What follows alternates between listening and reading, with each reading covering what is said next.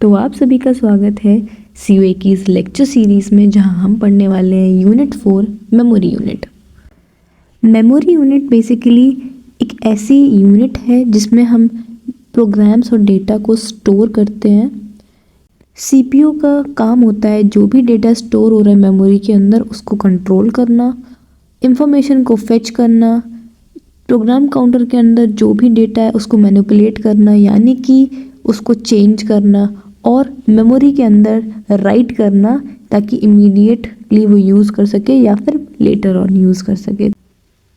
ये है मेमोरी का हिरारिकल स्ट्रक्चर। ये 2023-22 में पूछा गया था, जहाँ पर सबसे पहले प्लेस है registers, then cache, then main memory and then secondary memory. Main memory को प्राइमरी मेमोरी भी कहते हैं, सेकेंडरी मेमोरी को ऑक्सिलरी मेमोरी भी कहते हैं। तो जैसे जैसे हम इंक्रीज़ करेंगे कॉस्ट जो है वो बढ़ जाती है और स्पीड भी बढ़ती है, यानी कि रजिस्टर सबसे फास्ट होते हैं, फिर कैश सबसे फास्ट, उसके बाद थोड़ा सा कम मेन मेमोरी और सबसे कम सेकेंडरी मेमोरी। वही हम बात करें कैपेसिटी की, नीचे आने पर कैपेसिटी बढ़ जाती है, यानी कि रजिस्टर्स छोटे होते हैं, कैश का साइज़ थोड़ा उससे बड़ा होता है, फिर मेन मेमोरी का साइज़ थोड़ा और बड़ा होता है, फिर सेकेंडरी मेमोरी का सबसे ज़्यादा बड़ा होता है। सबसे पहले अगर CPU के पास कोई भी इंस्ट्रक्शन आया तो सबसे पहले वो जाएगा कैश मेमोरी में चेक करने कि वहाँ पर पहले से अवेलेबल है कि नहीं। अगर नहीं होगा तो वो इससे कहेगा कि वो मेन मेमोरी से फेच करे। तो मेन मेमोरी फेच करेगी कहाँ से, इनपुट आउटपुट प्रोसेसर से या फिर ये मैग्नेटिक टेप्स या फिर डिस्क से। देन वो फेच करके कैश को देगी, कैश CPU को देगा। ऐसा भी हो सकता है कि CPU मेन मेमोरी से डायरेक्टली फेच कर ले, तो ये पूरा हायरार्की है मेमोरी की।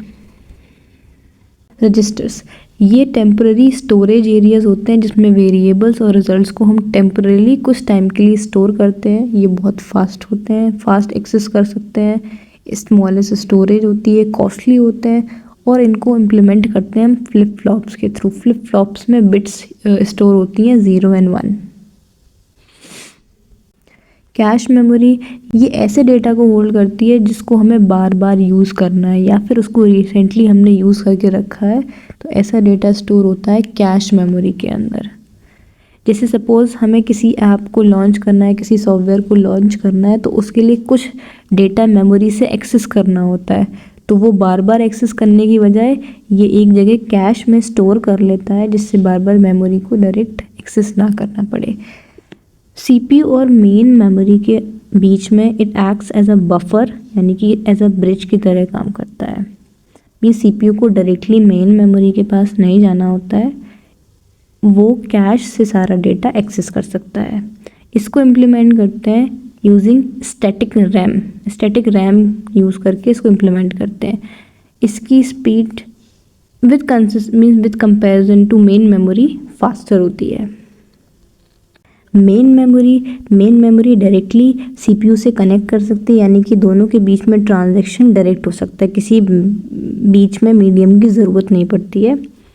रिलेटिवली इसकी कैपेसिटी लार्ज होती है कैश मेमोरी से, और ये फिज़िकली अलग सेपरेट होता है CPU से, यानी मेन CPU के अंदर नहीं होता है, ये अलग इसकी स्टोरेज है। ये डायनेमिक रैम यूज़ करके इम्प्लीमेंट होता है। अब मेन मेमोरी के दो टाइप्स हैं, ROM and RAM. ROM is non volatile memory, यानी कि ये पावर ऑफ करने पर भी बनी रहती है। रैम एक ऐसी मेमोरी है जिसमें जो भी डेटा होता है वो एक बार पावर ऑफ हो गई तो ये डेटा इरेज हो जाता है, यानी कि ये वोलेटाइल है। सेकेंडरी मेमोरी, जिसको ऑक्सिलरी मेमोरी भी कहते हैं, इसकी सबसे ज़्यादा कैपेसिटी है, ये बहुत ज़्यादा डेटा स्टोर कर सकता है, लेकिन ये जितने भी मेमोरी हैं उन सबसे स्लो होता है। इसको as a backup storage use कर सकते हैं। ये नॉन वोलेटाइल है, यानी कि इसमें स्टोरेज परमानेंट रहती है, कभी हटती नहीं है। एग्जाम्पल में जैसे कि मैग्नेटिक डिस्क, टेप्स और ये सारी चीज़ें। नेक्स्ट आता है सेमीकंडक्टर रैम मेमोरीज। सेमीकंडक्टर का यूज़ करके अगर हम किसी भी मटेरियल को डिज़ाइन कर रहे हैं, स्पेशली मेमोरी, सो वो आते हैं सेमीकंडक्टर रैम मेमोरीज़ के अंदर।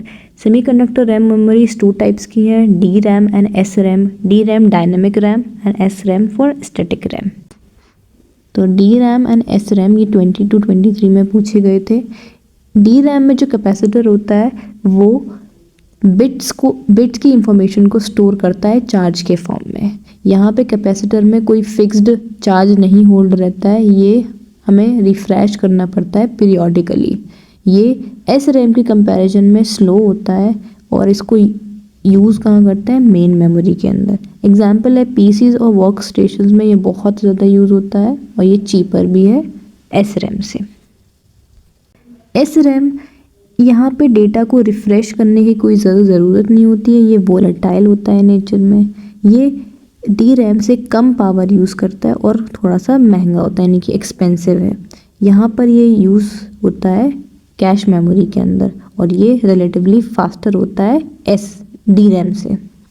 ये है बेसिक ब्लॉक डायग्राम रैम का, जहाँ पर पहली 2 लाइन होती हैं सिलेक्ट के लिए जो दो होंगी रीड राइट ऑपरेशन परफॉर्म करेंगी, और लास्ट की 7 बिट्स होंगी जो एड्रेस आ रहा होगा वो इस वाली लाइन के थ्रू आता है। और यहाँ से एक बाय डायरेक्शनल बस गई है जिसके थ्रू डेटा ट्रांसफ़र होता है रैम में। सो ये टॉपिक डी रैम चिप, ये कभी कभी डायरेक्टली इसका स्ट्रक्चर पूछ लिया जाता है। तो यहाँ पर ये एक एरे होती है 812 इंटू 1024 इंटू 8 का स्टोरेज सेल है। सेल यानी कि रोज़ एंड कॉलम्स का इंटरसेक्शन सेल कहलाता है। तो ऐसे ही यहाँ पर बहुत सारी रोज़ के थ्रू एड्रेस आ रहे होते हैं और यहाँ से कॉलम के थ्रू एड्रेस आ रहे होते हैं। तो पर्टिकुलर सेल में एक बिट स्टोर होता है। तो ऐसे करते करते बहुत सारे बिट्स यहाँ स्टोर होते हैं जो कि कॉलम एड्रेस डिकोडर के थ्रू आ रहे होंगे, यहाँ पे रो एड्रेस डिकोडर के थ्रू। तो इसके कॉम्बिनेशन से और इसके कॉम्बिनेशन से एड्रेस जनरेट होता है। यहाँ से कंट्रोल लॉजिक जनरेट होगा और टाइमिंग सिग्नल्स यहाँ से जाते हैं और रीड करना है राइट करना है वो सारा इन लाइंस के थ्रू होता है। तो ये बेसिक डी रैम का स्ट्रक्चर है। अब रैम कैसे काम करती है, उसमें जो ये 2 लाइंस होती हैं सिलेक्शन जो हमने पहले देखी, ये सिलेक्शन लाइंस हैं। ये वाली जो लाइन होती है वो इनपुट इनेबलिंग चेक करती है। जब इनपुट इनेबल 0 होगा यानी कि इनेबल्ड नहीं होगा तब ये वर्क करेगा। तो उस केस में ये तीनों 1 रहेंगे, ये 0 रहेगा और यहाँ पर इन दोनों केस में ऑपरेशंस होगा। बाकी सारी हाई इम्पीडेंस स्टेट होंगी जिसमें टास्क परफॉर्म नहीं हो रहा होगा। अब आते हैं रोम मेमोरी। रोम एक नॉन वॉलेटाइल मेमोरी है, यानी कि जब भी अगर हम सिस्टम को ऑफ कर देते हैं तो ये डाटा हमेशा बना रहता है, ये परमानेंट होता है। ये we can only read programs and data store. इसमें जो भी प्रोग्राम या डेटा स्टोर है उसको हम सिर्फ रीड कर सकते हैं, राइट नहीं कर सकते हैं, जैसे कि हम रैम में कर सकते थे। ये यूज़ करता है बूटस्ट्रैप को। बूटस्ट्रैप एक ऐसा प्रोग्राम होता है जो कंप्यूटर को स्टार्ट करने के लिए होता है। जैसे ही कंप्यूटर जब ऑफ हो जाता है, स्विच ऑफ हो जाता है, ऑन करने के लिए जो प्रोग्राम यूज़ करते हैं दैट इज़ बूटस्ट्रैप। तो ये उसी की तरह यूज़ होता है। रोम के टाइप्स ये हैं masked read only memory, programmable read only memory, erasable programmable, electrically erasable programmable and flash memory. M ROM maskable का मतलब जिसे हम इनेबल या डिसेबल कर सकते हैं। तो ये वाली जो रोम है ये जब मैन्युफैक्चरिंग हो रही होती है यानी कि जब ये चिप बन रही होती है उस टाइम पे इसकी प्रोग्रामिंग की जाती है। इसको यूज़र रीप्रोग्राम नहीं कर सकते, यानी कि एक बार बन गई तो बन गई। और ये सबसे चीपेस्ट टाइप ऑफ रोम होती है। पी रोम, इसको यूज़र एक बार सिर्फ प्रोग्राम कर सकता है। एक बार जब मैन्युफैक्चर हो गया उसके बाद यूज़र सिर्फ एक बार इसको प्रोग्राम कर सकता है। एक बार प्रोग्राम हो गई उसके बाद इसका डेटा इरेज नहीं हो सकता है। एंड यूज्ड, ये लो लेवल प्रोग्राम्स में यूज़ होती है जैसे कि माइक्रो कोड में। नेक्स्ट एप रोम, ये एक टाइप की प्रोग्रामेबल रोम होती है जिसको इरेज करा जा सकता है, रीप्रोग्राम करा जा सकता है मल्टीपल टाइम्स। इसको इरेज किया जाता है यूवी लाइट की हेल्प से, इसीलिए इसका जो विंडो पेन होता है वो ट्रांसपेरेंट होता है ताकि यूवी लाइट एब्जॉर्ब हो सके। ये ज़्यादा टाइम लेती है इस वाली रोम से और इसको माइक्रो कंट्रोलर में यूज़ किया जाता है। नेक्स्ट एप रोम, इसको इरेज किया जाता है electrically and not UV light.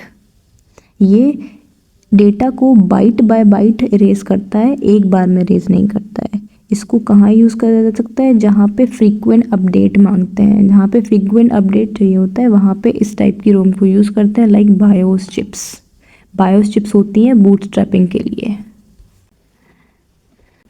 Flash memory, इसको इरेज भी कर सकते हैं, रिप्रोग्राम कर सकते हैं। ये ब्लॉक्स ऑफ डेटा को इरेज और रिप्रोग्राम कर सकता है, यानी कि एक बार में करता है, बाइट बाय बाइट नहीं करता है। ये एप्रोम से बहुत ही ज़्यादा फास्ट होता है और इसको USB drives, memory cards, SSDs जो आजकल आ रही हैं उन सब में फ्लैश मेमोरी यूज़ होती है। ये है रोम चिप का स्ट्रक्चर, जिसमें 2 सिलेक्शन लाइंस है जिस तरीके से रैम में थी, और यहाँ पर कोई भी रीड राइट जैसा सॉकेट नहीं बना हुआ है, सिर्फ एक ये बना हुआ है जिसमें एड्रेस लाइंस आ जा रही होती है, क्योंकि इसको सिर्फ रीड किया जा सकता है। और हम गौर से देखें यहाँ पे ये यूनिडायरेक्शनल होती है, यानी कि यहाँ से डेटा सिर्फ जा रहा होता है, यानी कि रीड हो रहा होता है, यहाँ पे राइट नहीं कर सकते हैं। और ये भी उसकी तरह रैम की तरह तभी वर्क करेगा जब पहली CS जो सिलेक्शन 1 लाइन है वो 1 हो और दूसरी वाली सिलेक्शन लाइन 0 हो, उसी केस में वर्क करता है। और इसका साइज़ क्या होता है? M × N, उसकी तरह रैम की तरह, जिसमें M डिनोट कर रहा होगा नंबर ऑफ वर्ड्स को और N डिनोट कर रहा होगा वर्ड का साइज़ क्या है। यहाँ पे हम वर्ड को समझ सकते हैं बिट्स से कि कितनी बिट्स को डिनोट कर रहा है और एक वर्ड में कितने बिट्स आ रहे हैं, वही वर्ड साइज़ है। अब मेमोरी को एड्रेस करने के लिए एक मैप का यूज़ करते हैं। ये एक पिक्टोरियल रिप्रेजेंटेशन होता है कि हम किसी चिप में स्पेस कैसे अलॉट कर रहे हैं, तो वो है एड्रेस, मेमोरी एड्रेस मैप। अब सबसे पहले देख लेते हैं CPU के अंदर मेमोरी का मतलब CPU का और मेमोरी का कनेक्शन होता कैसे है। ये हमारा पूरा CPU, ये है एड्रेस बसेस और ये है डेटा बस। डेटा बस सारी रैम से कनेक्टेड है बाई डायरेक्शनली, मीन्स डेटा आ जा सकता है, लेकिन रैम में ये यूनिडायरेक्शनल है क्योंकि ये सिर्फ रीड कर सकता है डेटा को। जो पहली लाइन है वो राइट की है, जो सारी रैम से कनेक्टेड है रोम को छोड़कर। सबका साइज़ 128 है। इन चारों को मिला के बन रहा है 512, जो कि एक रोम के बराबर है, जिसमें हर एक वर्ड का साइज़ है 8। फिर 7 to 1 एड्रेस लाइंस हैं जो सब में जा रही हैं, RAM 1, RAM 2, RAM 3, RAM 4 and रोम। 9 और 8 जो है वो डिकोडर में जा रहे हैं बिट्स। ये डिकोडर सेलेक्ट करेगा कि कौन सी रैम सेलेक्ट करनी है।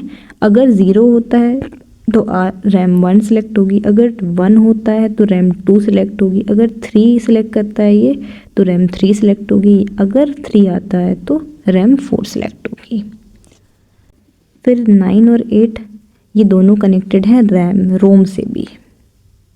लास्ट की 2 बिट्स कनेक्टेड हैं रोम के एड्रेस से। बाकी की बिट्स ज़्यादा यूज़ में नहीं आती हैं तो उनको हम कंसिडर नहीं करते हैं इतना। ये टेबल इसी का क्लैरिफिकेशन है। जैसे कि मैंने बताया कि ये 4 रैम्स हैं 128 की और ये रोम है 512 बाइट्स की। ये हेक्साडेसिमल एड्रेसेस हैं सबके लिए। एंड यहाँ पर जो ये लाइन है ये सिलेक्शन लाइन है बिटवीन रैम एंड रोम। इसमें जो ये वाली लाइन है 10 वाली, यानी कि ये यहाँ पर अगर 0 रहेगा तो यानी कि रैम सेलेक्टेड है, अगर जैसे ही 1 हो जाएगा तो ये रोम सेलेक्ट करेगा। ओके, ऐसे ही सबके लिए अलग अलग दिया हुआ है बिट्स। तो बात करते हैं लोकेलिटी ऑफ रेफरेंस। ये टॉपिक 22, 23, 24 में पूछा गया था। Suppose this is CPU and this is memory. तो इसे कोई डेटा फेच करना है इसमें से, तो इसने इसको फेच किया। जब इसको फेच कर लिया तो ये चाहेगा कि इसके आसपास की जो चीज़ें हैं वहीं जाकर ये फेच करे। तो ये तो जो CPU है वो ज़्यादातर इसी सेट में से बार बार इंस्ट्रक्शंस को फेच कर रहा है। इसी टॉपिक को बोलते हैं लोकेलिटी ऑफ रेफरेंस। एक पर्टिकुलर टाइम के लिए हम जब सेम सेट को एक्सेस कर रहे होते हैं, that is locality of reference. ये दो टाइप का होता है, temporal locality and special locality. जब जैसे सपोज ये वाला डेटा फ्रीक्वेंटली यूज़ हो रहा है तो हम इसको स्टोर करके रख लेंगे, और इसके बाद जैसे ये डेटा है ये हमें पता है फ्यूचर काम आने वाला है तो हम इन दोनों को स्टोर करके रख लेंगे। ये आता है टेम्परल लोकेलिटी में। अब सपोज ये आगे के और भी डेटा हैं तो हमें इसको फेच करना है, हमें सपोज इसको फेच करना है ये वाले को, तो ये क्या करेगा, इससे रिलेटेड जितने भी आसपास होंगे उस पूरे ब्लॉक को फेच कर लेगा, जिससे आगे कभी ज़रूरत होगी तो वो काम में आ जाएगा। तो ये ब्लॉक को पूरा फेच कर लेता है, इसको बोलते हैं स्पेशल लोकेलिटी। ये इसका डायग्राम है जहाँ पे सीपीयू जो है वो मेन मेमोरी से डायरेक्ट तो कनेक्टेड है, लेकिन ये पहले कैश से बोलता है लाने को, कैश इससे लेता है, एंड अगर मेन मेमोरी में नहीं है तो सेकंड मेमोरी के पास जाके इससे फेच करता है, फिर इसको देता है और फिर ये कैश सीपीयू को देता है। नेक्स्ट आता है 2D memory organisation. Internal memory चाहे रैम की बात करें या रोम की बात करें, वो या तो 0 से बनी हुई है या फिर 1 से बनी हुई है। तो इसी को ध्यान में रखते हुए जो 2D मेमोरी है उसमें हमने मेमोरी को रोज़ और कॉलम्स के फॉर्म में डिवाइड करके रखा है, यानी कि मैट्रिक्स। हर एक रो हर एक वर्ड को डिनोट कर रही है, हर कॉलम एक बिट लाइन को डिनोट कर रहा है। जो डिकोडर होता है वो सिलेक्ट करेगा कि MAR के अंदर कौन सा एड्रेस जाना चाहिए, और वर्ड रीड हो रहा है या राइट हो रहा है वो सिलेक्ट कौन करेगा, डेटा लाइन्स। ये वर्ड लाइन्स हैं, ये वर्ड लाइन्स में बताते हैं कि क्या लिखा हुआ है, 011 लिखा है या 1100 क्या लिखा है, तो ये सारी चीज़ें ये जो हैं ये सारी हैं बिट लाइन्स। यहाँ पे 2 की पावर n वर्ड्स स्टोर हैं। तो यहाँ पे डिकोडर का काम होता है कि कौन सा एड्रेस हमें सेलेक्ट करना है। सपोज़ मुझे ये वाला एड्रेस सेलेक्ट करना है तो कौन सा वर्ड और कौन सी बिट सेलेक्ट होगी वो ये डिसाइड करेगा, और फिर ये जाकर यहाँ से सिलेक्ट लाइन डिसाइड करेगी कि रीड करना है या राइट करना है, एंड वो जाएगा MAR के अंदर। सो ये था 2D memory organisation. 2.5 memory organisation, ये 2 मार्क्स में 23-24 में पूछा गया था। यहाँ पर 2 डिफरेंट डिकोडर्स का यूज़ करते हैं, एक कॉलम के लिए होता है और एक रो के लिए डिकोडर होता है। जो भी एड्रेस होता है वो दोनों के डिकोडर्स के इनपुट से चेक किया जाता है कि कौन सा एड्रेस MAR के अंदर हमें देना है। डिकोडर्स का काम होता है रिस्पेक्टिव सेल सेलेक्ट करना, किसके थ्रू, आउटलाइन बिट के थ्रू। आउटलाइन, अब आउटलाइन यानी कि बाहर जाना, तो डेटा जब बाहर जाता है वहाँ से तो रीड होता है, तो आउटलाइन के थ्रू डेटा रीड होता है। इन लाइन के थ्रू डेटा अंदर आता है, यानी कि डेटा राइट होता है उस लोकेशन पे, जो भी डिकोडर सेल को सिलेक्ट करेगा। यहाँ पे जैसे ये है रो डिकोडर, ये है कॉलम डिकोडर। यहाँ से एक सेलेक्ट लाइन जाएगी जो सिलेक्ट करेगी कि रीड होना है या राइट होना है। अब सपोज इसने यहाँ वाला सेल चूज़ किया, तो ये जो सेल है यहाँ से अगर बिट बाहर आती है तो यानी कि ये रीड हुआ है, और बिट अंदर जाती है तो बिट राइट हुई है। इस तरीके से 2.5D मेमोरी काम करती है। Next we have cache memory. Cache memory बहुत ही स्मॉल साइज़ की वोलेटाइल मेमोरी है जो कुछ टाइम बाद इरेज हो जाती है। ये high speed data access provide करती है, यानी कि प्रोसेसर को डायरेक्टली मेमोरी के पास नहीं जाना होता है। इसमें पहले से डेटा कुछ फेच होता है तो CPU डायरेक्ट इससे जाकर एक्सेस कर लेता है, तो ये फास्ट प्रोसेसिंग के लिए बहुत अच्छा होता है। ये CPU और मेमोरी के बीच में प्लेस होता है। Suppose this is CPU, this is memory and this is cash, this is cash. अगर सपोज CPU ने डेटा इससे लाने को कहा तो अगर इसमें होगा तो ये इसको दे देगा। इफ़ इन केस नहीं होगा तो ये इससे जाके फेच करेगा, इससे लेगा एंड देन CPU को दे देगा। So it acts as a bridge between CPU and main memory.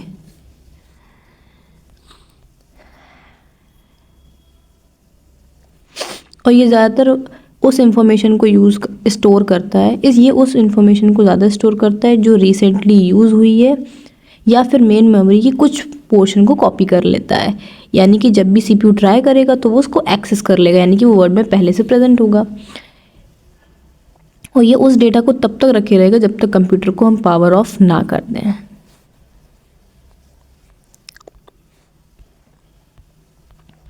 अब कैश की आगे की प्रोसेसिंग से पहले हम कुछ फंडामेंटल्स देख लेते हैं। कैश मिस, कैश हिट क्या होता है। जब भी डेटा कैश के अंदर हमें मिल जाता है, अगर सीपीयू ने ढूंढा और कैश के अंदर मिल गया तो यानी कि कैश हिट हो गया, और कैश में ढूंढा और कैश में नहीं मिला तो कैश मिस हो गया। अब सीपीयू, कैश से सीपीयू में जाने तक जो डेटा का टाइम है ट्रांसफ़र का, उसको बोलते हैं हिट टाइम या फिर लेटेंसी, हिट लेटेंसी। अगर डेटा कैश में नहीं मिलता है तो क्या होता है, सीपीयू अगर डेटा कैश में नहीं मिलता है तो कैश फिर मेन मेमोरी में जाता है, फिर वहाँ से फेच करता है, फिर सीपीयू को देन देता है। तो इस पूरे पीरियड में जो टाइम लगा है दैट इज़ मिस पेनल्टी या फिर मिस लेटेंसी।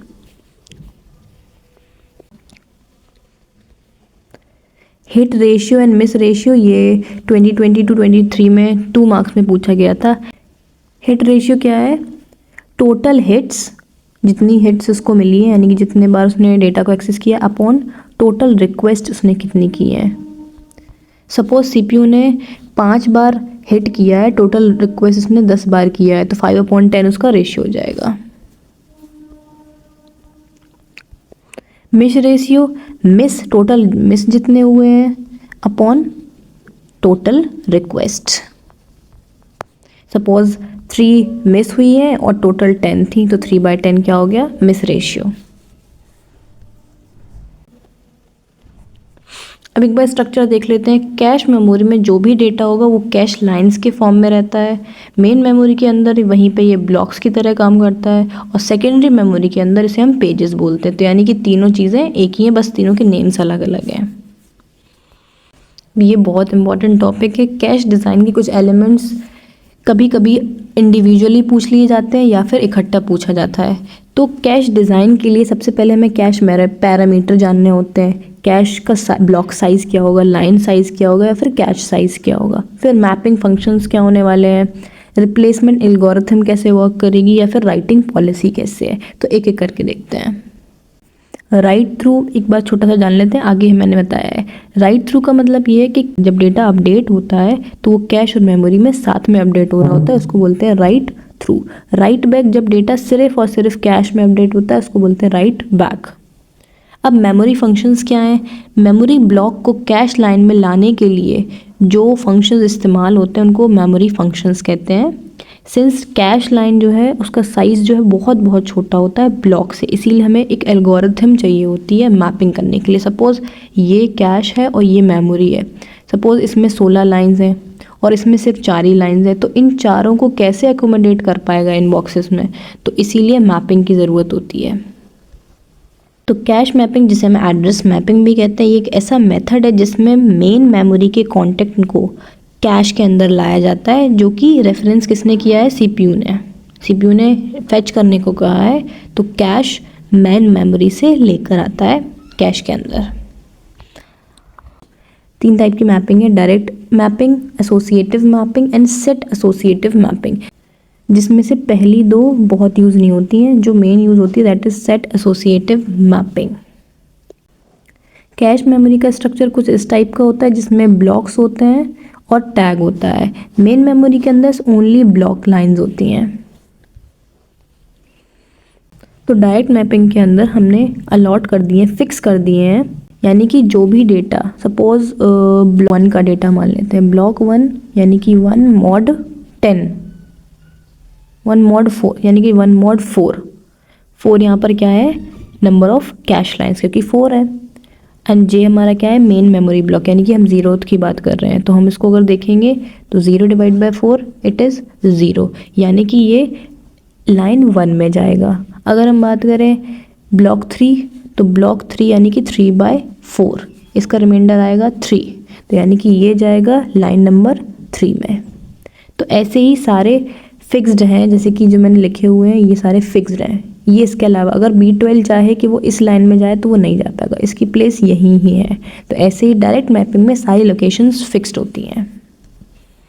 डायरेक्ट मैपिंग जानने से पहले जान लेते हैं। सपोज़ हमने मान लिया कि हमारी जो मेन मेमोरी है वो 64 वर्ड्स की है, 64 वर्ड्स की है, जिसमें एक ब्लॉक का जो साइज़ है यानी कि जिसमें 4 वर्ड्स आ सकते हैं, यानी कि एक ब्लॉक में अगर 4 वर्ड्स आ सकते हैं यानी कि 64 डिवाइड बाय 4, 16 ब्लॉक्स इसके अंदर हैं। ये सारे 16 ब्लॉक्स हैं यहाँ पर। इसके बाद यहाँ पे जो कैश है दैट इज़, जिसमें ये 16 वर्ड्स का कैश है, जिसमें हर एक लाइन का जो साइज़ है वो ब्लॉक साइज़ के बराबर है, यानी कि ब्लॉक साइज़ जैसे यहाँ 4 था, यहाँ पे भी ब्लॉक साइज़ 4 है, तो 16 डिवाइड बाई 4, 4 ब्लॉक्स इधर हैं। अब इन 4 ब्लॉक्स के अंदर हमें इसके कंटेंट इसके अंदर लेकर आना है, तो कैसे लाएंगे? अब हम बात करें इसका रिप्रेजेंटेशन।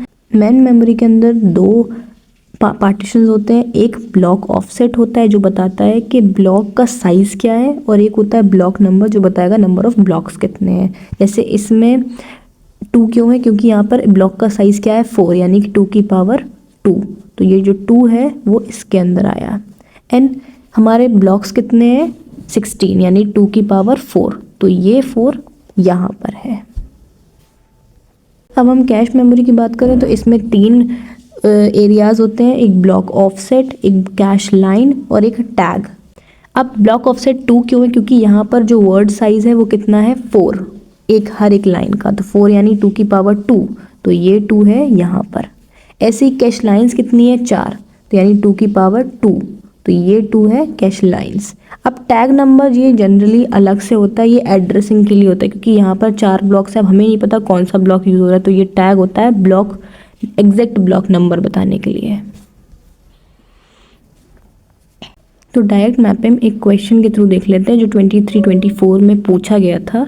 कंसीडर डिजिटल कॉम्प्लेक्स जिसमें मेमोरी यूनिट का साइज़ है 64K इंटू 16 का, यानी कि 64K इसका साइज़ है और 16 वर्ड्स हैं इसमें। कैश मेमोरी का साइज़ है 1K वर्ड्स, और जो डायरेक्ट मैपिंग में कैश यूज़ हो रही है तो उसका ब्लॉक साइज़ है 4, यानी कि 4 वर्ड्स आ सकते हैं एक ब्लॉक के अंदर। हमसे पूछा गया है कि हमें बताना है टैग में कितने बिट्स हैं, ब्लॉक में, वर्ड फील्ड में कितने हैं, और नंबर ऑफ ब्लॉक्स कितने कैश के अंदर आ सकते हैं। तो मेन मेमोरी का साइज़ क्या है? 64K। 64 का मतलब होता है 2 की पावर 6, और 1 किलो में होता है 2 की पावर 10 बाइट्स। दोनों को पावर्स ऐड हो जाएंगी तो हम लोग के पास 16 बिट्स चाहिए हमें मेन मेमोरी के लिए। अब कैश मेमोरी का देख लेते हैं। 1K है, 1K का मतलब 2 की पावर 10, तो यानी कि 10 बिट्स चाहिए हमें कैश मेमोरी के लिए। तो ये हमारा रिप्रेजेंटेशन हो गया, जिसमें 10 हमारा क्या है? ब्लॉक साइज या फिर इंडेक्स कह लो, एंड यहाँ पर 6 है हमारा टैग। 16 तो पूरा हमारा ये साइज़ है, जिसमें से अगर 10 बिट्स हैं वो ये हो गए, जो 6 बिट्स बचे हैं वो टैग के लिए हो गए। जब 4 का ब्लॉक साइज़ है तो यानी कि 2 की पावर 2, यानी कि 2 बिट्स चाहिए हमें ब्लॉक के लिए। सिंपल, तो हमें मिल गया कि टैग जो है वो 6 बिट्स की है, इंडेक्स 10 बिट्स की है, तो एड्रेस राइज करने के लिए कितनी चाहिए होंगी? 10 - 2 यानी कि 8 बिट्स। और ये कैसे आया? ये आया है इस के थ्रू, यानी कि ये पूरा कितना है? 10, ये कितना है? 6, और 6 में से जो ये वाला पार्ट है, ये वाला पार्ट है वो कितना है? 2। तो कैश लाइन हमें चाहिए, हमसे ये वाला क्वेश्चन पूछा हुआ है, तो ये कितना हो जाएगा? 10 - 2 8। हमसे पूछा गया है कि कैश के अंदर नंबर ऑफ ब्लॉक्स कितने आ सकते हैं, तो साइज़ क्या है? 1K, यानी 2 की पावर 10, और एक ब्लॉक का साइज़ कितना है? 4 वर्ड सॉरी, तो 2 की पावर 2, तो ये हो जाएगा कट के 2 की पावर 10 - 2 8, यानी कि 2 की पावर 8 यानी कि 256 ब्लॉक्स। डायरेक्ट मैपिंग के एडवांटेज एंड डिसएडवांटेज देख लेते हैं। ये बहुत सिंपल और इजी टू इम्प्लीमेंट है, आसान है, इसका एडवांटेज ये है। लेकिन इसका डिसएडवांटेज क्या है कि मल्टीपल ब्लॉक्स एक ही लाइन के अंदर आते हैं, तो इससे क्या है, हिट रेट जो है वो बहुत पुअर हो जाता है, क्योंकि सारे ब्लॉक्स एक ही लाइन में आ रहे हैं। एसोसिएटिव मैपिंग, इस मैपिंग में फिक्स नहीं होता है, जैसे कि डायरेक्ट मैपिंग में फिक्स था कि इस लाइन के अंदर यही ब्लॉक्स आ सकते हैं। यहाँ पर कोई फिक्स नहीं है, हर लाइन में कोई भी ब्लॉक आ सकता है। जैसे कि हम इस डायग्राम से देख सकते हैं, हमने पुराने ही पैरामीटर्स लिए हुए हैं। इसमें लाइन 1 के अंदर उन 16 में से कोई भी ब्लॉक आ सकता है, लाइन 2 के अंदर भी सेम कहानी है, लाइन 2 और 3 सब में यही सेम कहानी है, कोई भी 16 में से कोई भी एक ब्लॉक आ सकता है। अब डायरेक्ट मैपिंग की इस प्रॉब्लम, जो ब्लॉक्स फिक्स थे, उस प्रॉब्लम को ओवर करने के लिए एसोसिएटिव मैपिंग का आइडिया आया। अब ब्लॉक फिक्स नहीं है तो यानी कि यहाँ पर हमें लाइन नंबर की ज़रूरत ही नहीं है, तो यहाँ पे सिंपली हमें ब्लॉक नंबर लेना है जो कि हमारा टैग होगा, और ब्लॉक ऑफसेट साइज बताएगा वर्ड का। तो ये इस टाइप का कॉन्फ़िगरेशन होता है।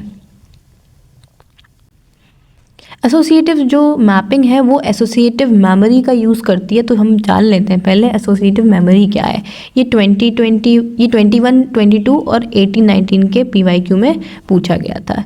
ये एक ऐसी मेमोरी है जो कि एड्रेस को स्पेसिफाई करने की बजाय क्या करेगी, कंटेंट का कुछ पार्ट मैच करने की कोशिश करेगी मेमोरी से फेच करने के लिए। सपोज़ हमारे पास कंटेंट है, ये हमारे पास कंटेंट है और मेमोरी में कहीं ये स्टोर है, तो हम क्या करेंगे, सपोज़ हमने इसका इतना पार्ट ले लिया, वो हमने दे दिया कि इससे हम आइडेंटिफाई करेंगे इस,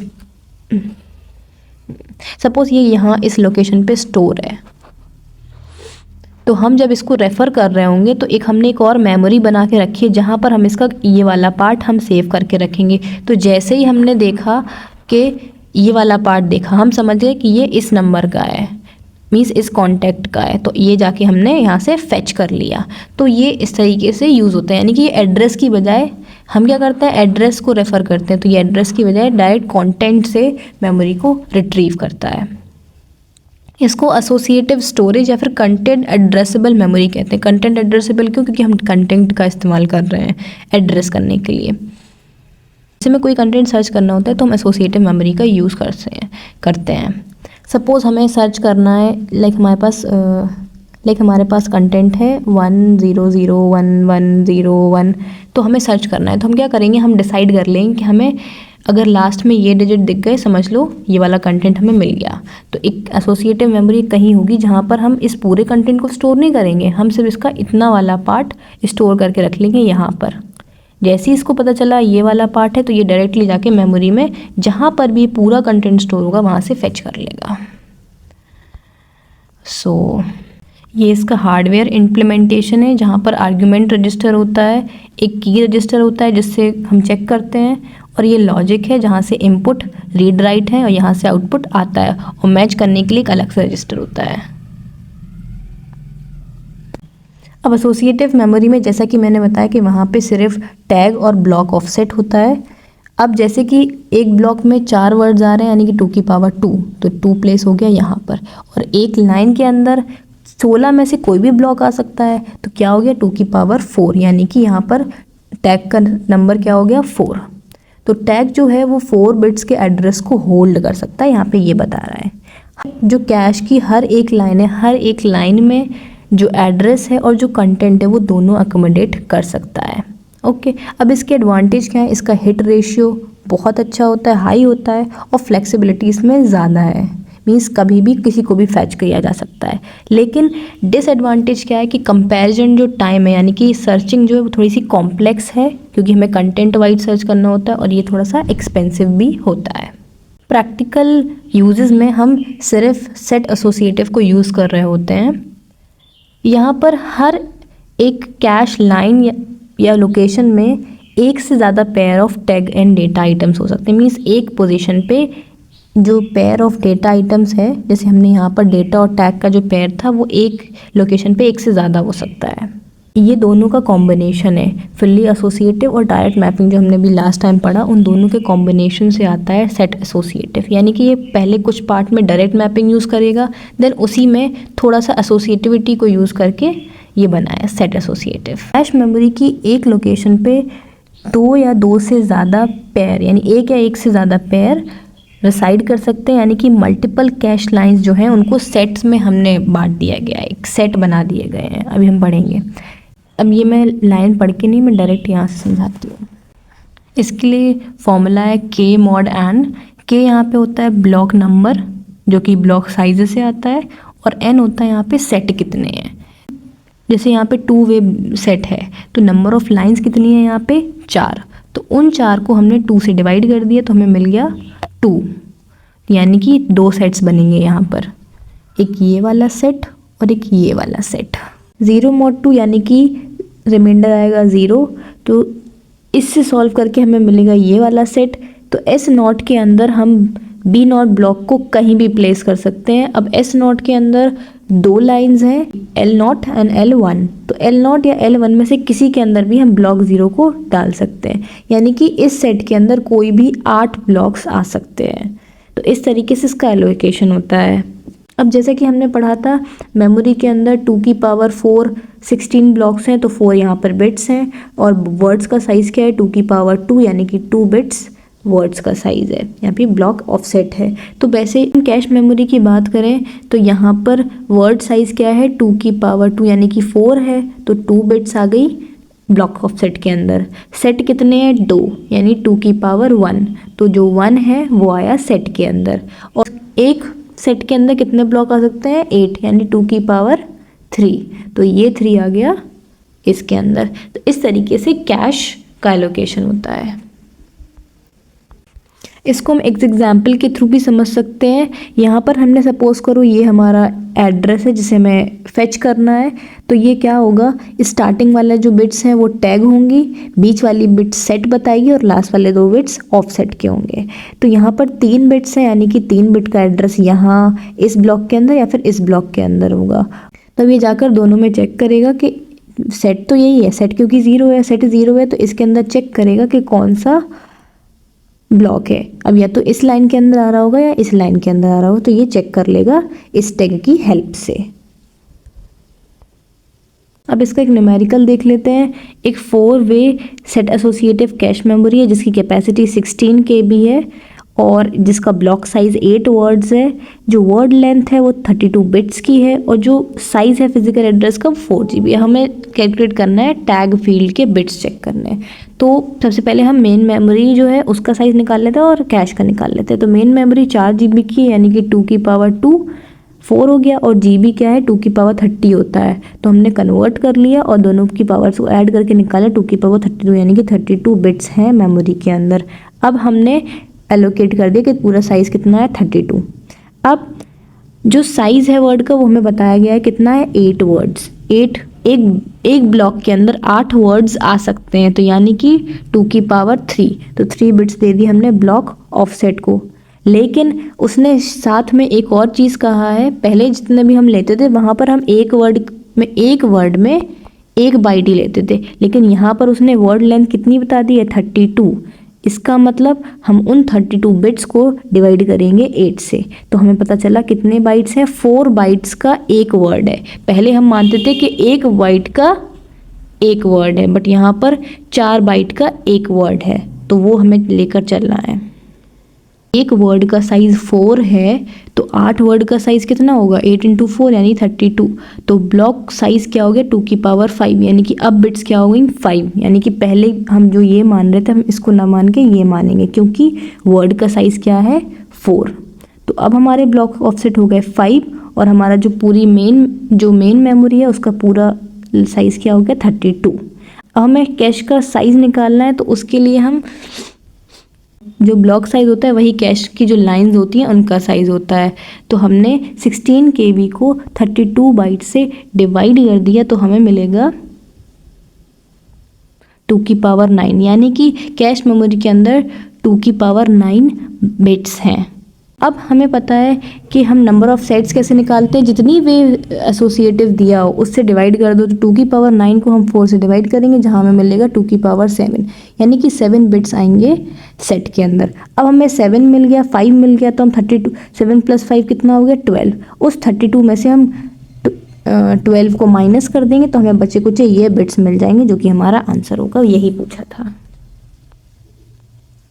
हमें ये बात ध्यान रखने की है, जो बिट्स डिनोट कर रही हैं 10 5 वो बिट्स को डिनोट कर रही है, ना कि साइज़ को। एक्चुअल साइज़ आएगा 2 की पावर में 2 की पावर 10 या 2 की पावर 7 या जो भी है।